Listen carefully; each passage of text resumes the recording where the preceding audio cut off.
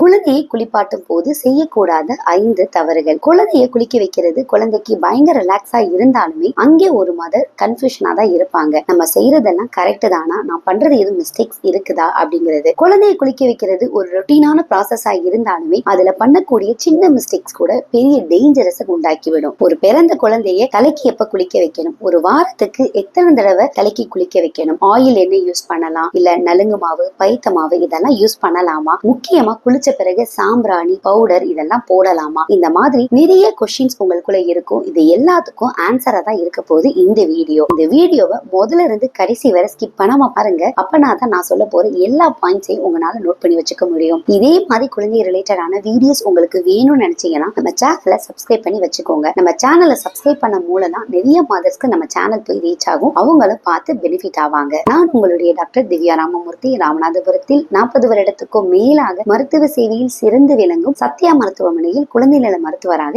இருக்கிறேன். என் ஓபிக்கு ஒரு மதர் தன்னுடைய பச்சிளம் குழந்தையை அழைச்சிட்டு வந்திருந்தாங்க. அவங்க ஒரு ரொட்டீன் செக்அப்க்கு வந்திருந்தப்போ நான் அவங்கள்ட்ட நிறைய கொஸ்டின்ஸ் கேட்டுட்டு இருந்தேன். எப்படி குளிக்க வைக்கிறீங்க, ஸ்கின் ரொட்டீன் என்ன பண்றீங்க அப்படின்னு சொல்லிட்டு. அந்த மதர் தன்னுடைய குழந்தையை குளிக்க வைக்க ஒரு ஆளை போட்டிருக்காங்கன்னு சொன்னாங்க. போடலாமா போடக்கூடாதா இது எல்லாம் என்னுடைய வாதம் இல்லை. ஆனா நான் உங்களுக்கு சொன்னது உங்களுக்கு கரெக்ட் எது தப்பு எதுன்னு தெரிஞ்சிருக்கணும். அப்பனாதான் நீங்க அவங்கள கைட் பண்ண முடியும் அப்படிங்கிறது. அது என்ன சொன்னேன் அப்படிங்கறத நான் இங்க ஷேர் பண்றேன். ஃபர்ஸ்ட், பிறந்த குழந்தையை எப்ப குளிக்க வைக்கணும் அப்படிங்கறது டவுட்ஸ் எல்லாருக்கும் இருக்கும். உங்க குழந்தை நார்மல் வெயிட்ல தான் பிறந்திருக்காங்க, 2.5 கிலோக்கு மேல இருக்காங்க அப்படின்னா அந்த குழந்தையுடைய தொப்புள் கொடி விழுந்த பிறகு நீங்க குளிக்க வைக்கலாம். அப்ப நிறைய பேருக்கு டவுட் இருக்கும், அதுக்கு முன்னாடி என்ன பண்ணணும், குழந்தையோடைய தூள் எல்லாம் பிசு பிசு வெள்ளையா இருக்குது, இதை நான் கிளீன் பண்ணி இல்ல ஃபர்ஸ்ட் டேவே குளிக்க வைக்கணுமா அப்படின்னு கூட கேக்குறாங்க. பச்சிளங்குழந்தைக்கு தோலுக்கு மேல வெள்ளையா இருக்கிறது வெர்னிக்ஸ் அப்படின்னு சொல்லுவோம். அது தட்ப வெப்பத்தை மெயின்டைன் பண்றதுக்காண்டி கடவுளால உருவாக்கப்பட்டது. சோ நீங்க அதை புடிச்சு இழுத்து ஸ்கின்னை வந்து எடுத்து விடணுங்கிறது அவசியமே இல்ல. அப்போ ஒரு குழந்தைய அப்படியே விட்டுட்டாலும் ரொம்ப அழுக்கா இருப்பாங்களே அப்படின்னு கேட்பாங்க. அதாவது பச்சிளம் குழந்தைக்கு ஸ்பஞ்ச் பாத் மட்டுமே போதுமானதா இருக்கும். குழந்தைக்கு ஒரு சுடு தண்ணியை எடுத்துட்டு பியூர் காட்டன்ல வந்து துணியை வச்சு தொடச்சு மட்டும் எடுத்து விடுங்க. ஃபர்ஸ்ட் வந்துட்டு பாடி ஃபுல்லா நீங்க வந்து கழுத்துக்கு கீழே வந்து நல்லா தொடச்சு விடுங்க. நெக்ஸ்ட் ஃபேஸ்,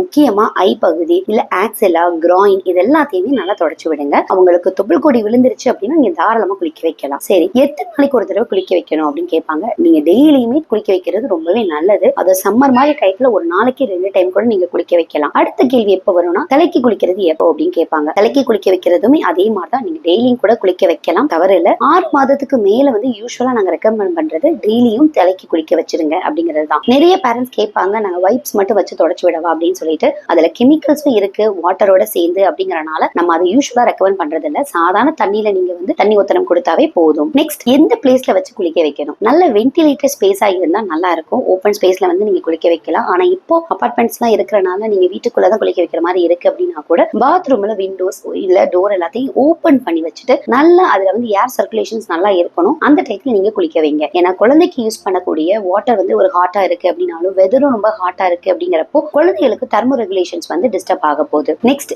யாரு குளிக்க வைக்கலாம் அப்படிங்கிறது. வீட்டுல இருக்க பெரியவங்க குழந்தைய நல்லா ஹேண்டில் பண்ண தெரியுது, அவங்களோட ஹெட் அண்ட் நெக்கை வந்து நல்லா சப்போர்ட் பண்ணி பிடிக்க தெரியுது அப்படின்னா அவங்கள வந்து நீங்க குளிக்க வைக்க சொல்லலாம். இல்ல இதுக்குன்னே நீங்க ஒரு ஆள் போட்டிருக்கீங்க அப்படின்னா கூட ஓகே, பட் நீங்க வந்து சூப்பர்வைஸ் பண்ணிக்கோங்க. இன்னொன்னு அவங்கள கைட் பண்ணிக்கோங்க. நிறைய மதர்ஸ் வந்துட்டு குழந்தைய வந்து எனக்கு ஹோல்ட் பண்ண தெரியல, அது நியூ மதரா இருக்காங்க அப்படின்னா பயப்படுவாங்க. சோ குளிக்க வைக்கிறதுக்கு ரொம்பவே பயப்படுவாங்க. நீங்களும் உங்க குழந்தைய குளிக்க வைக்க ரொம்பவே பயந்தீங்களா இல்ல ஹோல்ட் பண்ண பயந்தீங்களா அப்படிங்கறத கமெண்ட்ல தெரியப்படுத்துங்க. உங்களுடைய கமெண்ட்ஸை நான் படிக்கிறேன். குழந்தைக்கு ஆயில் மசாஜ் பண்ணலாமா? டெஃபினட்டா ஆயில் மசாஜ் பண்ணணும். ஒரு குளிக்க வைக்கிறதுக்கு 10 இருந்து 20 நிமிஷத்துக்கு முன்னாடி ஒரு ஆயில் மசாஜ் பண்றது ரொம்பவே நல்லது. குழந்தையுடைய ஸ்கின் பேரியர் வந்து மெயின்டைன் பண்றதாகட்டும், அவங்களுடைய தெர்மோ ரெகுலேஷன் வந்து மெயின்டைன் பண்றது, முக்கியமா குழந்தைக்கும் மதருக்கு இருக்கிற பாண்டை வந்து நல்லா என்ஹான்ஸ் பண்ணி கொடுக்கும். எந்த ஆயில் யூஸ் பண்ணலாம் அப்படின்னு நிறைய பேர் கேட்பாங்க. கடுகு ஆயிலா யூஸ் பண்ணா அப்படின்னா கலர் ஆவாங்களா, இல்ல ஆலிவ் ஆயில் யூஸ் பண்ணலாமா ஸ்கின் க்ளோ ஆகுறதுக்கு, இப்பெல்லாம் கேட்பாங்க. முடிஞ்ச அளவுக்கு மத்த ஆயில நீங்க அவாய்ட் பண்ணிட்டு வெர்ஜின் கோகனட் ஆயில், அதாவது சுத்தமான தேங்காய் எண்ணெய் மட்டுமே நீங்க வந்து யூஸ் பண்ணலாம். அதை கையில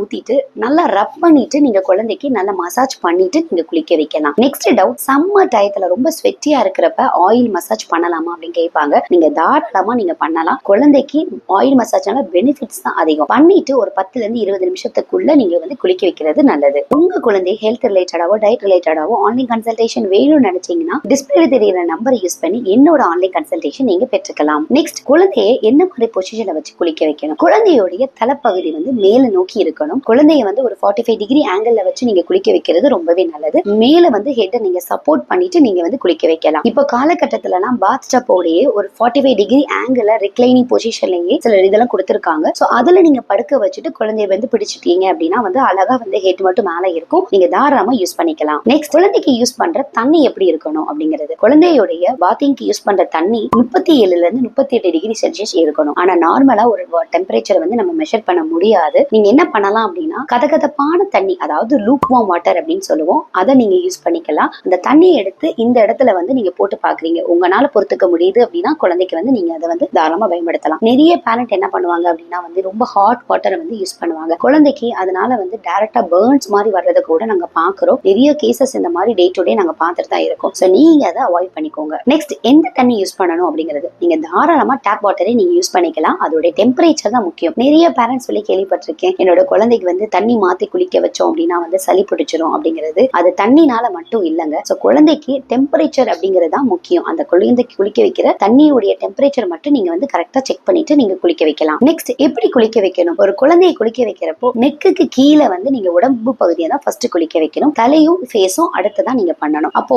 தலைக்கு குளிக்க வைக்கிறப்போ நிறைய பேரண்ட்ஸ் என்ன பண்ணுவாங்கன்னா ஃபர்ஸ்ட் தலைக்கு ஷாம்பு போட்டு குளிக்க வச்சுட்டு அதுக்கு அடுத்துதான் வந்து பாடியை வந்து நம்ம வந்து போடுவாங்க. அது வந்து முற்றிலும் தவறு. குழந்தையுடைய நெக் பகுதிக்கு கீழே இருக்கிற உடம்பை வந்து ஃபர்ஸ்ட் கழுவி வச்சுட்டு அதுக்கு அடுத்துதான் தலையும் ஃபேஸையும் நீங்க வந்து குளிப்பாட்டி விடணும். சோ குழந்தைய துவட்டுறப்போ வந்து ஹெட்டையும் ஃபேஸையும் ஃபர்ஸ்ட் நீங்க வந்து தொடச்சு விடணும். நல்ல ஹெட்டை தொடச்சு விட்டுட்டு அதுக்கு அடுத்து நெக்குக்கு கீழே இருக்கிற பாடி பகுதி எல்லாத்தையும் நீங்க தொடச்சு விடணும். குழந்தையுடைய ஹெட் பகுதி வந்து ரொம்பவே பெருசா இருக்கிறனால ஹீட் எல்லாமே ஈஸியா எவாபரேட் ஆயிரும். சோ தெர்மோ ரெகுலேஷன் டிஸ்டர்ப் ஆகிறதுக்கு சான்ஸ் இருக்கு. சோ நீங்க வந்து தலையை ஃபர்ஸ்ட் துடைச்சிட்டு அதுக்கு அடுத்து பாடியை வந்து நீங்க தொடச்சு விடலாம். நெக்ஸ்ட், சோப் என்ன யூஸ் பண்ணலாம். குழந்தைக்கு பேபி சோப் தான் யூஸ் பண்ணணும். நிறைய வீட்டுல என்ன பண்ணுவாங்க அப்படின்னா ஃபர்ஸ்ட் ஒரு 1 இயர் வரைக்கும் வந்து பேபி சோப் எல்லாம் கூட யூஸ் பண்ணுவாங்க. ஆஃப்டர் தட் வந்துட்டு பெரியவங்க என்ன சோப் யூஸ் பண்றாங்களோ அதே தான் போடுவாங்க. அதை தவிர ஒரு 5 இயர்ஸ் வரைக்கும், மேக்ஸிமம் ஒரு 10 இயர்ஸ் வரைக்குமே நீங்க பேபி சோப் யூஸ் பண்றது ரொம்பவே நல்லது. சோப்பு வாங்குறப்ப குழந்தையுடைய ஸ்கின்னுக்கு மேட்ச் ஆகிற மாதிரி pH வந்து பார்த்து வாங்குங்க. 5.5 இருக்கணும். அதுதான் ஸ்கின்னுக்கு வந்து ஒத்து வரும். ஃப்ராக்ரன்ஸ் இல்லாம கெமிக்கல் கம்மியா நீங்க சோப் வாங்குறீங்க அப்படின்னா ரொம்பவே நல்லது. நெக்ஸ்ட், நிறைய பேர் என்ன பண்ணுவாங்க அப்படின்னா குழந்தைக்கு வாங்குற சோப்பை வச்சு தலையும் வந்து வாஷ் பண்ணி விடுவாங்க. அது ரொம்பவே தப்பு.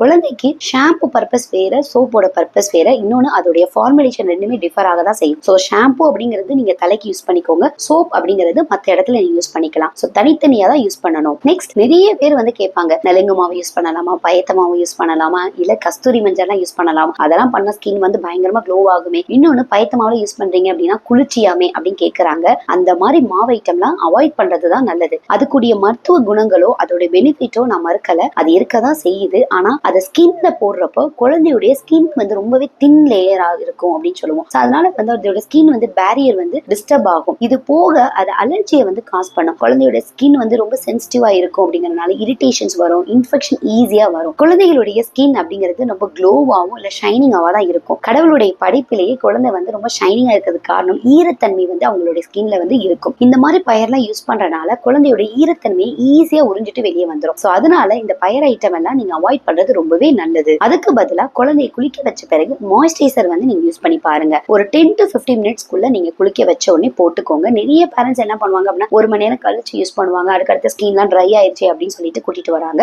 சோ 10 to 15 மினிட்ஸ்க்குள்ள நீங்க வந்து குழந்தைக்கு வந்து அந்த மாய்ஸ்சரைசர் போறனால ஸ்கின்னுடைய ஈரத்தன்மையை தக்க வைக்கிறதுக்கு ஹெல்ப்ஃபுல்லா இருக்கும். நெக்ஸ்ட், குளிக்க வச்ச பிறகு நிறைய பெரியவங்க என்ன பண்ணுவாங்கன்னா குழந்தையுடைய கால் கையை பிடிச்சு நல்லா ரப் பண்ணி விடுவாங்க, இல்ல ஸ்கின்னை வந்து நல்லா வந்து டவல் எடுத்து ரப் பண்றாங்க. இது முற்றிலும் தவறு. அப்படி நீங்க பண்ணவே கூடாது. குழந்தையுடைய டவல் வந்து நீங்க வந்து டேப் பண்ணி எடுக்கணும். பியூர் காட்டனான டவல் தான் நீங்க யூஸ் பண்ணிக்கணும். டேப்பிங் மோஷனே வந்து போதுமானதா இருக்கும் குழந்தையுடைய ஈரத்தன்மையை உறிஞ்சுறதுக்கு. நெக்ஸ்ட் என்ன பண்ணுவாங்க அப்படின்னா வாயிலையோ இல்ல காதுல எல்லாம் வந்து தண்ணி போயிருக்கும், அதனால வந்து ஊதி விடுறேன் அப்படின்னு சொல்லுவாங்க. அது பண்ணவே கூடாது. ஏன்னா குழந்தைக்கு அது டைரக்டா இன்ஃபெக்ஷன் வந்து காஸ் பண்ணும். இந்த காலகட்டத்தில் வைரல் இன்ஃபெக்ஷன் குவிஞ்சு கிடக்கு. குழந்தைக்கு ஒரு வாயில இருந்து இன்னொரு வாயில நீங்க ஊதி வரனால குழந்தைக்கு டைரக்டா இன்ஃபெக்ஷன் வந்துடும். இந்த மாதிரி கேஸ்லாம் நீங்க டே பை டே பாக்குறதுனால நீங்க அதை அவாய்ட் பண்ணிடணும். நெக்ஸ்ட், தலைக்கு குளிக்க வச்ச பிறகு சாம்பிராணி போடலாமா முடிய வந்து காய வைக்கிறதுக்கு, இல்ல தலையில இருக்கிற நீரெல்லாம் எடுக்கிறதுக்கு அப்படின்னு சொல்றாங்க. அந்த மாதிரிலாம் வந்து நீங்க தலை குளிக்க வச்சா நீர்லாம் உள்ள போகுங்கிறதெல்லாம் ப்ரூவனே இல்லை. சோ குழந்தைக்கு நீங்க சாம்பிராணி யூஸ் பண்றதுனால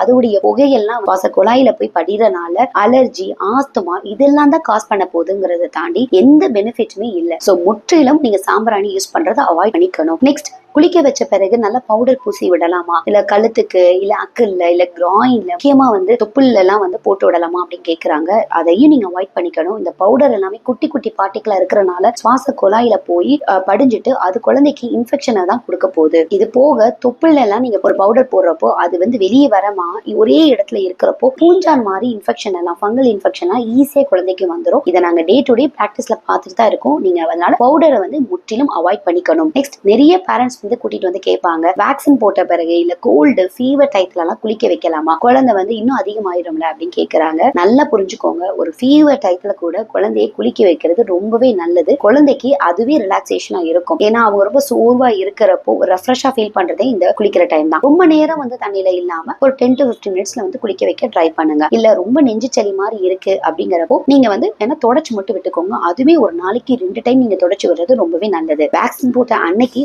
நைட் டைம் வேணா குளிக்க வைக்காம இருக்கலாம். நெக்ஸ்ட் டே மார்னிங் தாராளமா நீங்க குளிக்க வைக்கலாம். இன்னொன்னு, வேக்சின் போறதுக்கு முன்னாடியே நீங்க குளிக்க வச்சுட்டு தான் கூட்டிட்டு வரணும். உங்க குழந்தைக்கும் வேக்சின் போடுறீங்களா, போட்ட உடனே வரக்கூடிய ப்ராப்ளம் என்ன, அதுக்கு சொல்யூஷன் என்ன அப்படின்னு சொல்லி நான் ஒரு வீடியோவை போட்டிருக்கேன். வீடியோட லிங்க் ஃபர்ஸ்ட் கமெண்ட்ல இருக்கு, கிளிக் பண்ணி பாத்துக்கோங்க.